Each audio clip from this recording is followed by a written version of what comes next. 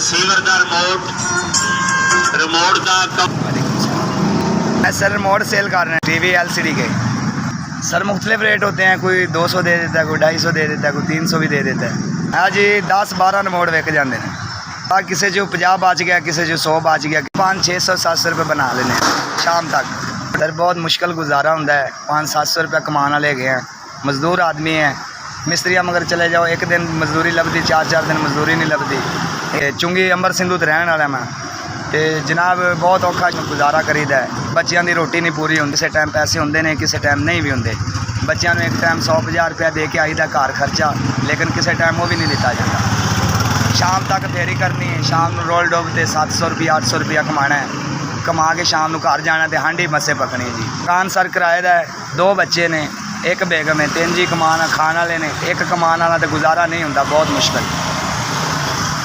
सारी दिहाड़ी सर गलियां दे विच भज के चिक्कड़ दे विच बारिश दे विच जुत्ती ने मेरी देख लो टुटी हुई है, हालात बहुत मुश्किल ने जी।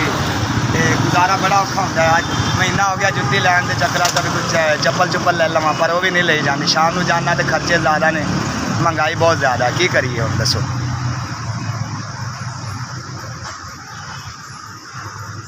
बंदे साड़ी इमदाद की, बड़ा दिल खुश होया, यकीन करो तुहाडे नाल मिल के बड़ी खुशी हुई है।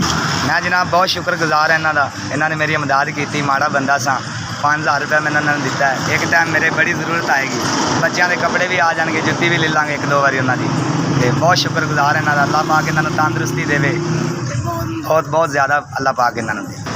जिन्हें सर मेरी मदद की है, अल्लाह पाक उन्होंने बच्चों को तंदुरुस्ती देवे, इन्ना कोई देवे उन्होंने अल्लाह पाक रिजक कि वंडते ही रहन, बस सदा वंडते ही रहन।